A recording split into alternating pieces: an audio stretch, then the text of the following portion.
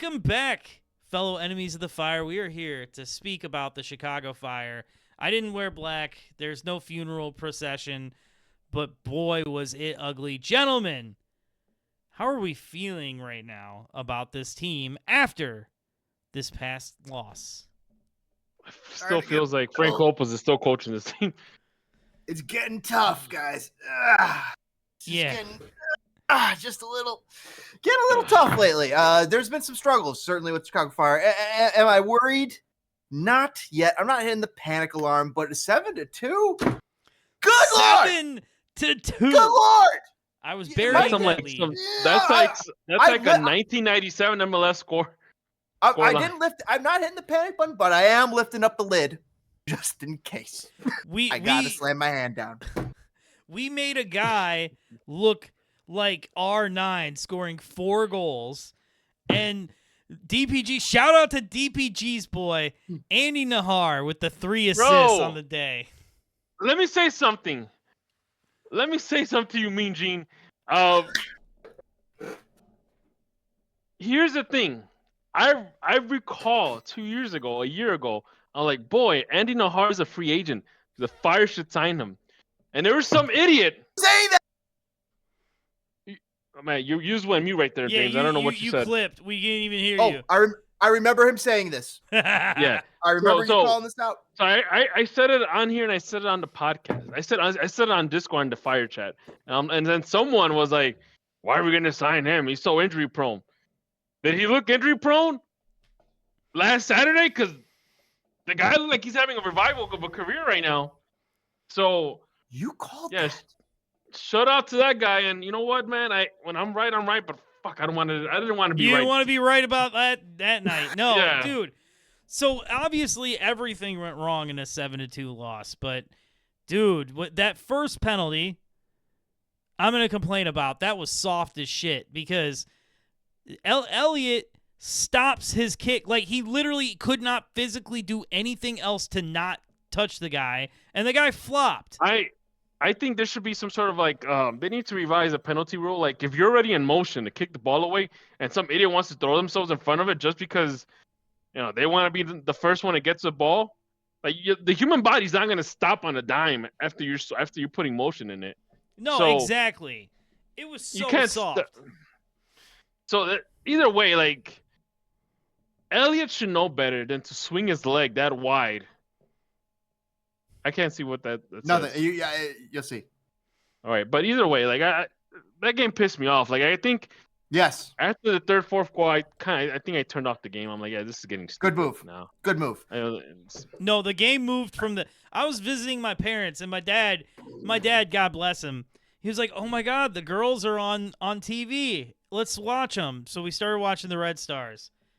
And they go down 1-0. And they are more attractive looking. They're just so inept. They were so terrible. I was like, all right, the Fire's on. Let's watch this. Then it got to be about 4-0, and he's like, let's go back to the ladies' game. And I was like, yeah. So I turned the Fire game on my phone and just listened to it because I just punished myself. So the whole time I'm talking to family, it's just like, here's a goal. You know what? It's not a good look. Like, we're talking about Greg Berhalter losing against his protege. It was against BJ. Mm-hmm. So that's the worst part, is that now who was really the mastermind? For all those wins. BJ, the puppet master. Yeah. Was he? It's like, you think about, like, Mourinho was like an assistant coach on a Porto team that won. You think about everybody that was an assistant that became good head coaches. Yeah, I mean, it's not.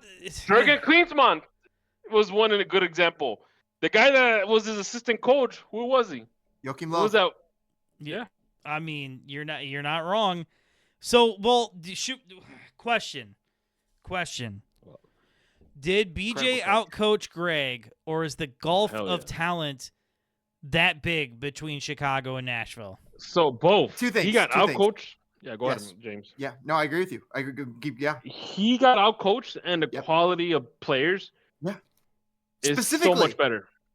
I think it's specifically in the defense area. I feel like we have I feel like our forwards are quality. We produced 2 goals. 2 goals is enough to win an MLS fucking game. Yeah, Giving up 7 is not. Well, I mean, let's run down the list of problems. First and foremost, 1A, injuries. Barroso is hurt. Turan is hurt. Gutman's backup is hurt, and I know Gutman. Turan, as sad as it sounds, our best defender. Sorry, Elliot. Yes. Barroso, our best man on the back line, and our most dangerous player on the team.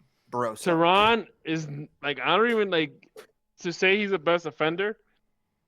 It's not saying a lot because I have no hope for Turan. No, like Turan, I was talked off the ledge on Jack Elliott. I was kind of calling him a bust, but I'll say this: he is nothing of what we wanted him to be and expected him to be, and it's just and so like.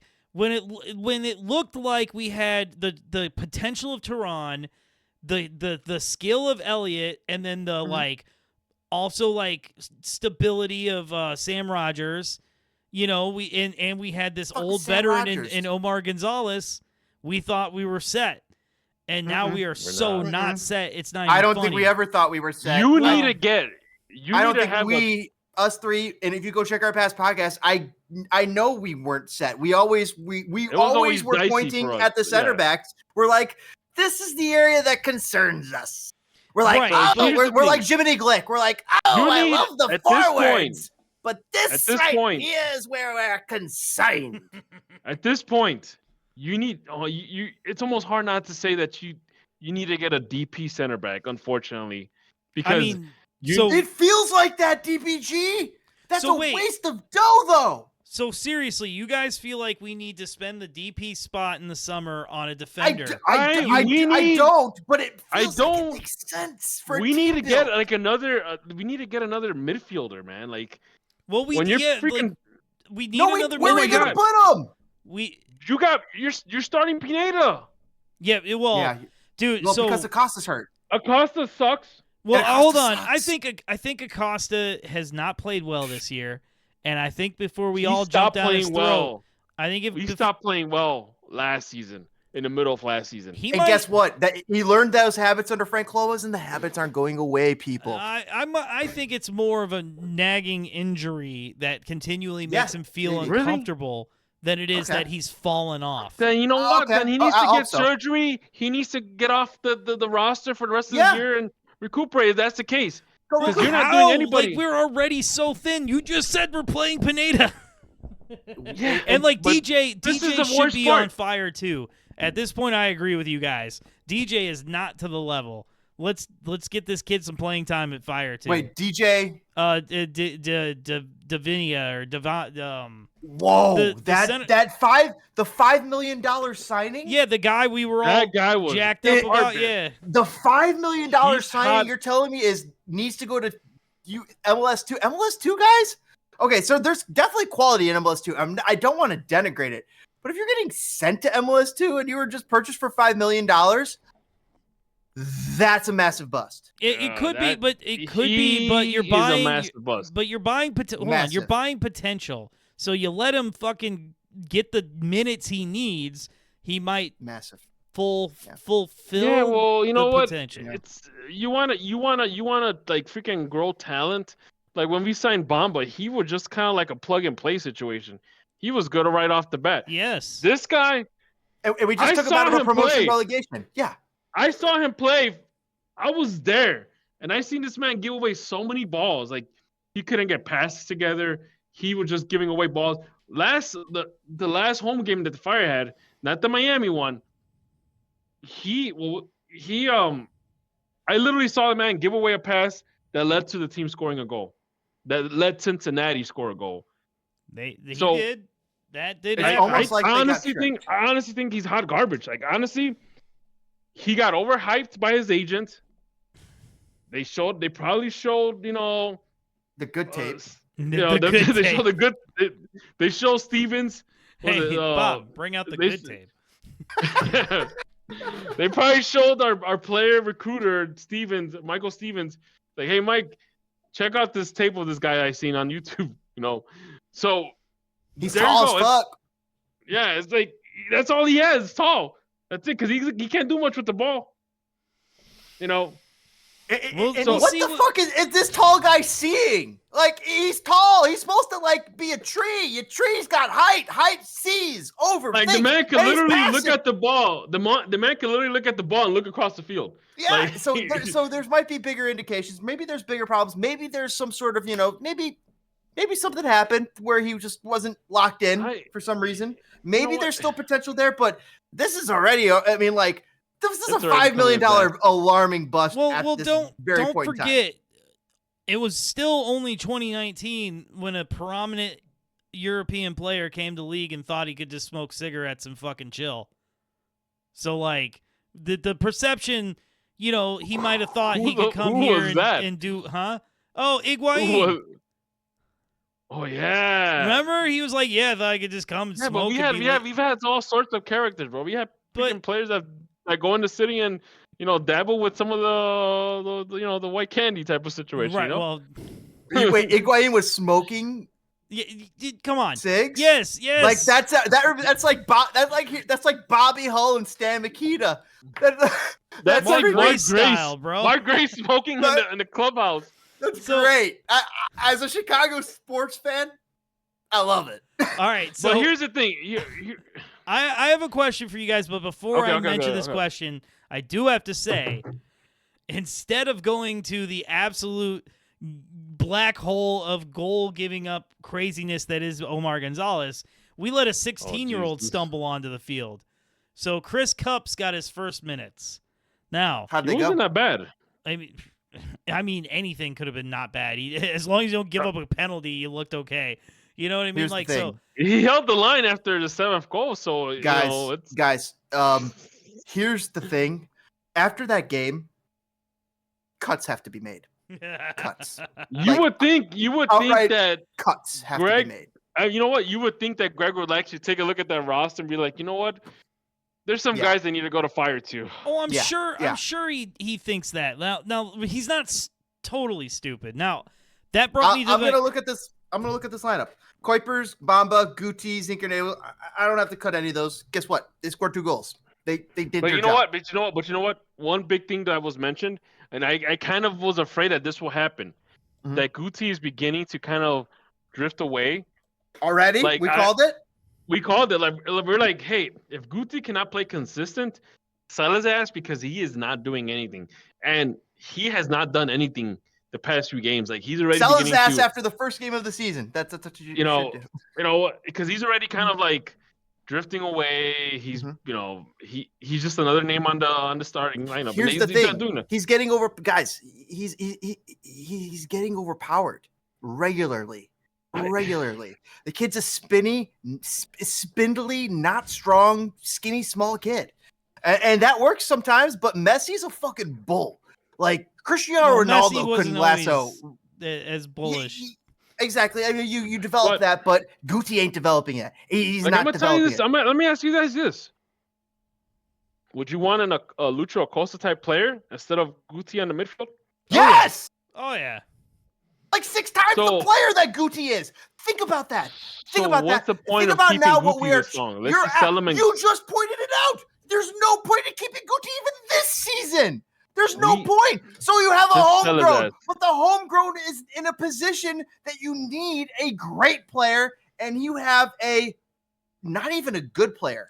How is Guti supposed to play well behind Guti's decent. Pineda behind him? Like, dude. Yeah, you're right. Pineda, Acosta. Here's the thing, though. That's where the problems erupted. The backfield, Pineda, reliance on him, and as I've been calling out every single podcast and had to apologize before because he scored a couple goals. Gutman is such a weak link. It's freaking wild. And the crazy thing, well, you know what, man? He's even a weaker link than Glasgow somehow. Glasgow's turned into a right back. You know who plays better than Pineda is like Sam Williams, bro. Orahel should have been on the field. I don't even want Orahel, man, because Orahel's a back passer, bro. Dude, Orahel's been one of the best players on the team this season. Bro, he's a back passer. I was watching that game against Cincinnati, bro. Yes. And the man kept like the Fire were in attack and he just stops and back passes it. Dude, Like, or no, dude. listen. Oh my God, DPG, I think Orahel you're is the onto future. something. I'm sorry to I tell you think- this. No, No, no, bro. DPG might be onto something. he is a back passer. Somebody was talking about watching a recent player on and basically is like, why is this player? The player got great metrics, but all they did was back pass. They were talking about Sergio Orahel, is what I'm realizing now. And you just revealed it. Like, Yeah, the thing is, that's you're- not if you're supposed to be a midfield concerning.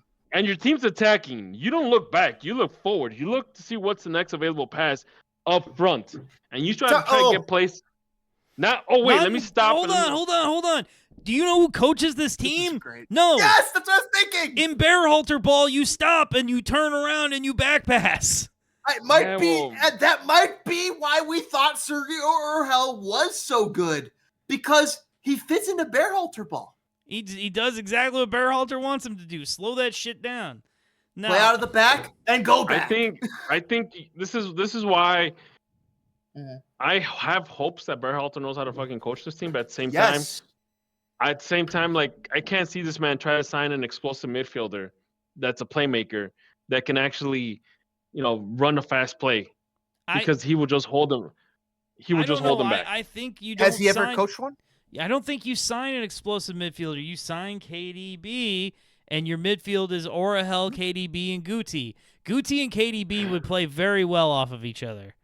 It would. Berhalter has coached Yeah, but Pulisic. if He's had Guti's it not before. doing anything, if he's just be like disappearing, then why keep him? Like, he's just gonna get in the way of. Guti didn't get on the score. So I'll say this.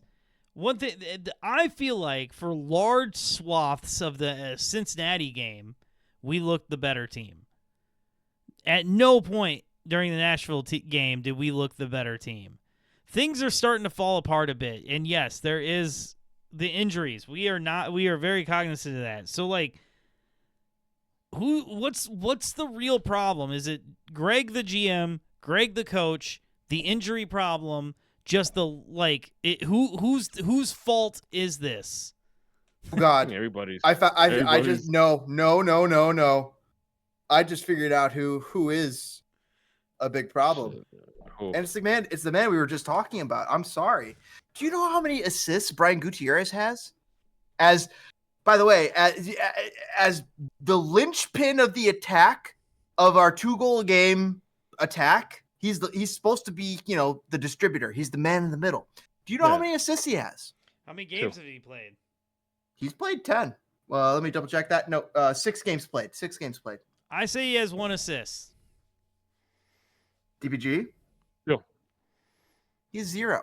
He has 0. Oh, He has 0. This is a damning stat right now, in my opinion, because when we think Brian Gutierrez, I think like, okay, he could score the occasional goal, but he's distributing.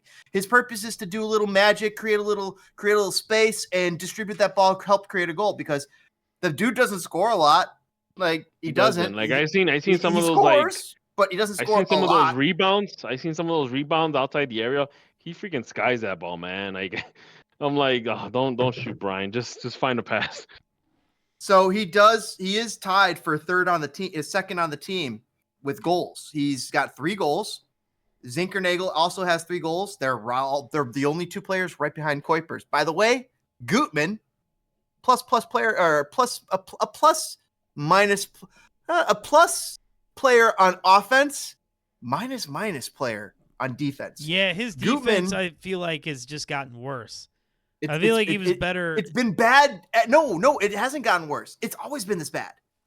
That's what I've been talking about since the beginning of the season. Like, the teams are picking on him for a reason, and you see it. You just see these gaps, these decisions, these inability to tackle, and it's shocking to me where they're choosing to pick on him over Omari, tiny fucking little Glasgow.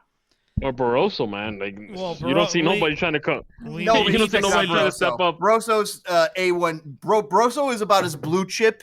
If there's blue chips like draft picks in this league. Barroso's a blue chip draft. You don't see teams trying to go up on that Barroso lane. No. No, they're like, no. But Barroso played 2 games? Like, he's barely played. That's another point. Same thing with Kwame. When he finally comes back, it'll feel like we signed a midfielder.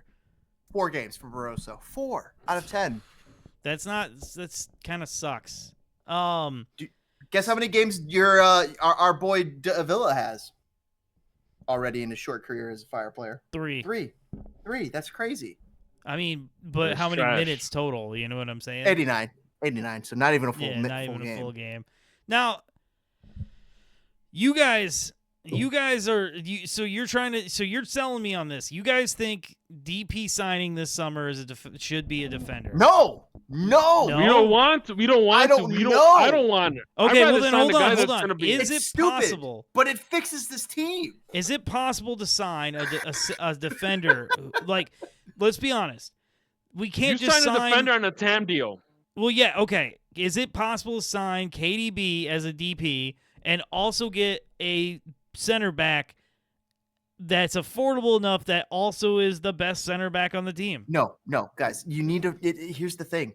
We found a unicorn one time at defense. His name was Chihos. Like we found a unicorn. Like we found a guy who's and he was a unicorn for a good year and a half. But what I mean by a unicorn was like, if you're going to get an older TAM DP or DP level TAM level center back, they gotta care. They have to care because if they don't give a fuck, like the defense goes to shit. Even worse than it does under Elliott, who I gotta say, Elliott, as much as the talent has not been where I thought it was, the dude cares. Bro, Elliott's big for nothing, man, because he cares. I like your big for nothing account, though. I do like that. I'll give you a little hopium, chat, everybody here. I'll give you a little hopium because despite the 7-2 loss, I did have a positive takeaway. I did have I think there's lots of negative takeaways, and you better believe that the Fire are studying tape, and Greg no one was more embarrassed than Greg Berhalter. Yeah, he put out an apology. No one was more embarrassed than Greg Berhalter. I have yet to see that apology. I got to see that apology. You can look it up. I deserve an apology. I deserve an apology. But I also saw it prevalent, that sentiment that's in Greg. You can see it. So you can just like the porn case and whatever the fuck it was, like, you know it when you see it. So the players care. That's my point. So like I saw it this last game. I'm like 7-2. I saw them getting their asses beat. But I didn't see them getting angry at each other. So getting angry at each other is a symptom of a larger problem.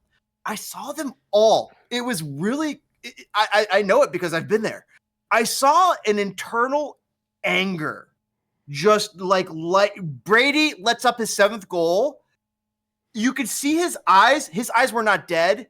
He was pissed. Yeah, this team doesn't give up like it used to. He was fucking he was pissed after the 2nd goal, but every goal after that made him more and more pissed. And it wasn't like fear or him.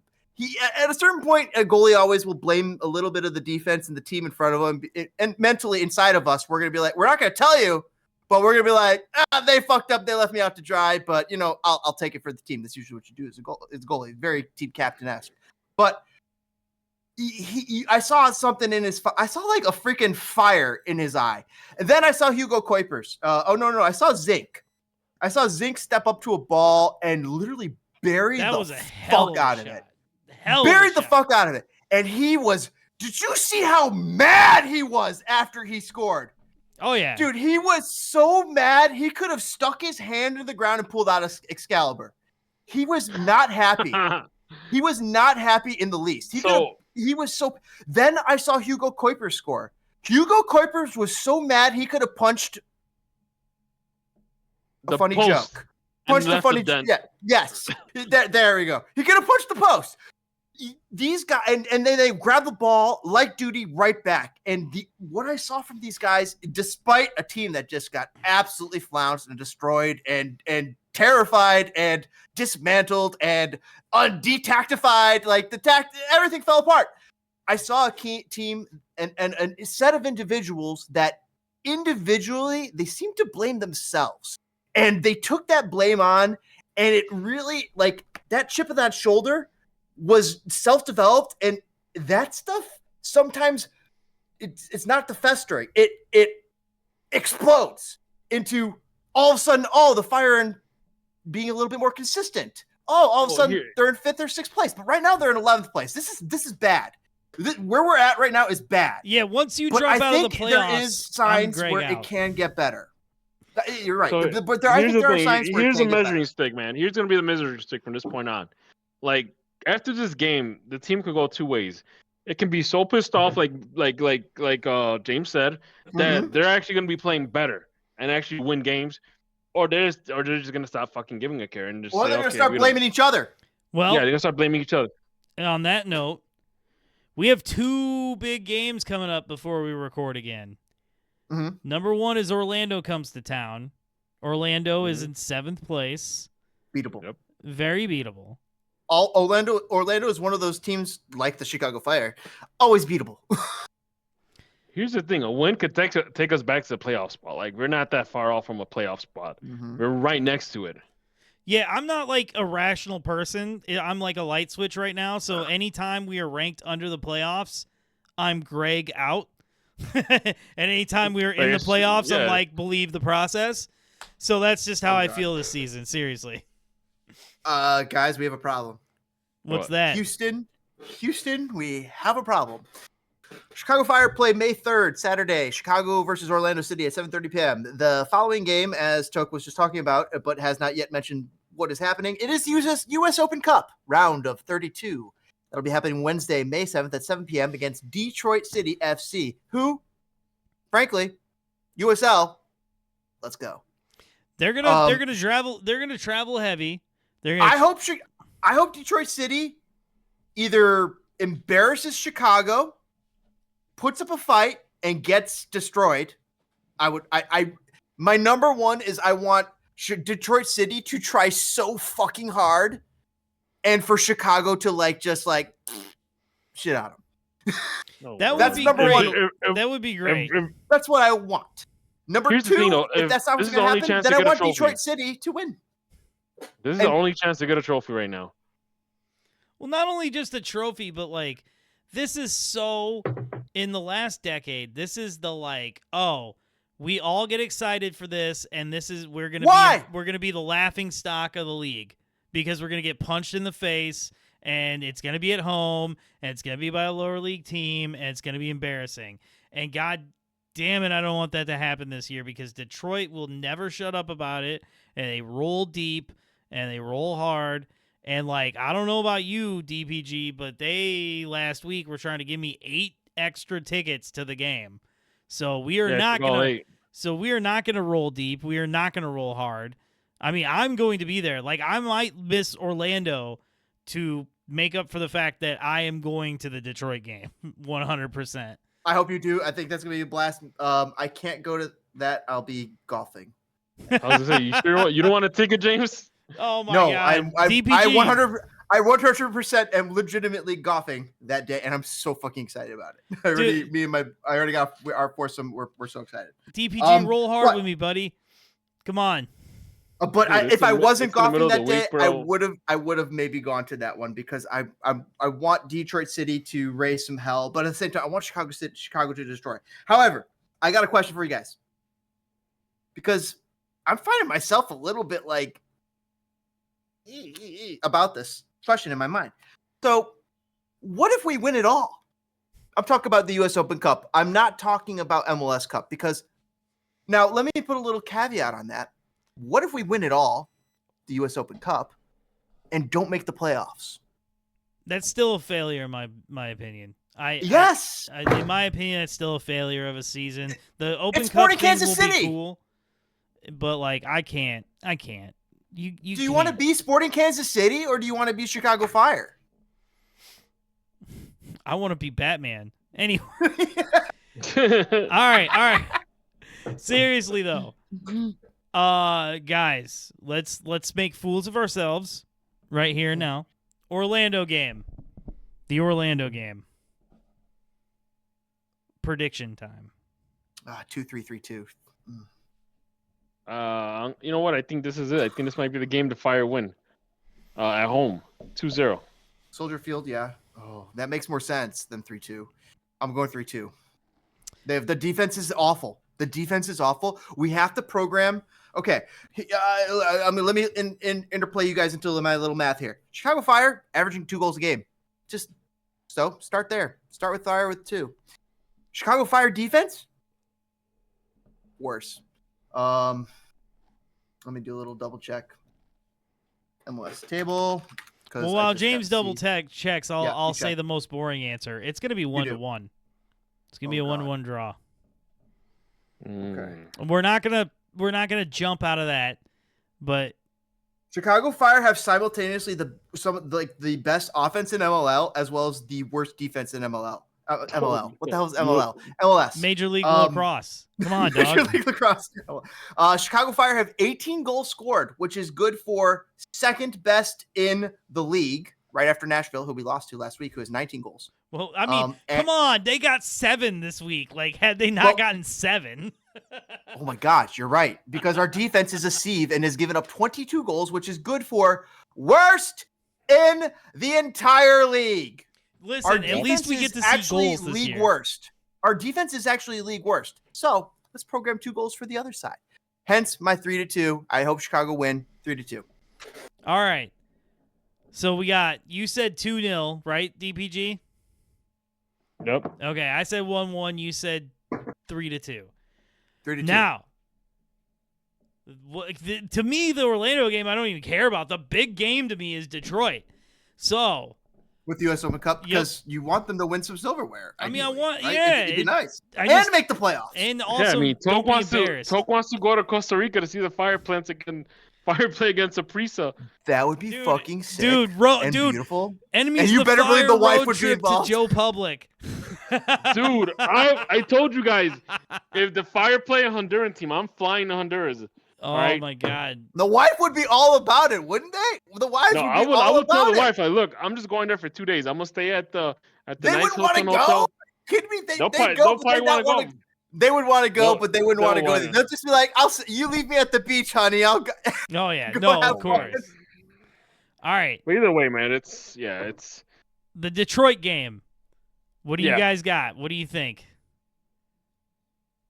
I gotta see where it's at. Hold on. I can see a 3-0 win. I was gonna go 3-1 because the defense. But I swear, I'm gonna be pissed off because I swear to God, I mean, like, again, I'm not gonna swear to God. I swear to you guys, if Greg pulls that hole, let's freaking rotate the lineup for the Detroit game. I will be pissed off. No, we should still be at a place in the world where the MLS can rotate their lineup and beat a Detroit. Yeah, but you remember what happened against Omaha a couple of years ago? No, I am still so raw about the fucking Cincinnati game in 2017. Oh, that I'm was still some pissed off. bullshit. I hate that. I hate that team. And because of that team is always just like here's the thing. I hate that team so much. Like, I hated their fans just cheering at Soldier Field. And I forgot to tell you guys a story. And I was walking out the stadium, and this Cincinnati fan, nice guy. He's like, "Hey, I see you here with your son. I got a hat if you want it. I don't want to keep it. I'm not a, He's like, and I don't want to give it to a family that had multiple kids, because then all the other kids get left out. And I see you with your son. Do you want it? I'm like, yeah. You mean this hat? And that hat. And you know what? Nice. That was a nice fan. So whoever you are, sir. Thank you again. Okay, big ups to that. I thought you were about to say he was gonna do some real like jerk ass thing. I thought he was gonna give you the hat and insult you. Yeah, exactly. No. But tip of the cap. I told him good game. Can you tip your cap? By the way, that cap is fucking sick. I will admit, you got to wear that at a concert. What, this hat? Hell no. Yes. I wore this tonight because like this is the only time this will touch my head. Now I'll say this, man. MLS is. There you go. MLS friendship is real. Like, I am happy that we don't go to fucking battle with chains and knives and shit before games. It's Green Street pretty. hooligan. Yeah, it's pretty nice to just be like, "What up, dog? Yeah, what's up?" You know, like I'm not gonna lie. I'm cool without the hooliganism. I'll tell you guys I this. think that's an American thing though, because you don't see Cup fans killing Brewers fans when they play against each other. No, but like Philly fans will. I was at the greatest White Sox Cubs game of all time. I was in There's the a stadium. better chance. Wait, There's a better chance hold of on. Cub The one fans- where AJ Przinsky got punched in the face by Michael Barrett. Yes. Well, here's the thing. There's a I was better nine. chance. I was 9 rows away from it, sitting behind home plate. Me and my best friend, we looked at each other, and then we looked around. We had a couple Cubs fans around us. The Cubs fans look at us, and we're looking at the Cubs fans, and we look back to the field, and it's just bedlam, absolute pandemonium. Like John Olerud, who was like a journeyman Cub, just there for like a hop and a skip. You know, and he's out of there. He had like 5 different White Sox players just sucker. Nobody on the Cubs was helping him. Just boom, boom, boom. It was the most incredible day of sports I've ever seen in my life. And I've seen a Devin Hester return touchdown, which was, oh my God, that's exhilarating. And Sammy Sosa hit a home run. And Michael Jordan hit a fucking J to win it. So here's the thing. It's like you have a better chance of watching Cup fans and White Sox fans fight. And Patty Kane. Oh my God. And Patty Kane, game winner. Oh my God, just over Abisher's head. Insane! Patty Kane, I've seen some great Chicago sports moments. Detroit City, boys, good team. Actually a good USL team. Will challenge. They're bitter that it can't get an MLS team. That's all it is. And and they will be coming in with heat. They are actually one of the more goal scoring teams in USL. And one of the better defensive teams in MLS. You're telling me that if Don Garber were to tell Detroit, hey, Detroit, we're gonna get an MLS team here, you tell them all those fans are gonna be like, oh my god, we're in. Nah, they're just bitter they didn't get an MLS team, and they're gonna bitch about it. And they're gonna complain about it. I do not stand by these statements. Send all hate mail to DPG. Go ahead, tell me what I'm telling lies. Because all I hear from Detroit City fans is how they complain about MLS teams and how MLS is, ruining soccer for them and everything. Should be. It's not my fault that there's not enough fans to fill up a stadium.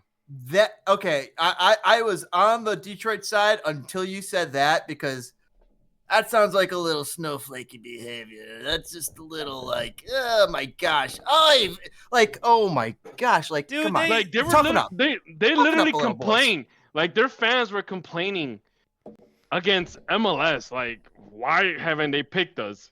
Detroit City FC fans, toughen up. That'll be the name of this episode. But if they beat us, holy shit, we'll never hear the end of it. No, you'll never. You will never hear the end of it. No, some idiot's gonna tattoo the scoreline on their leg. Listen, you think Arsenal fans are bad? Just this'll. Oh my God, we will. And you know what? The Fire could beat them, and they'll find a way to blame MLS. They're gonna be like, "Oh, the referee's MLS." Blame whoever you want. We just need to win the game, man. We just need to win the game now. Speaking of win the game, I think we won this week in podcasting.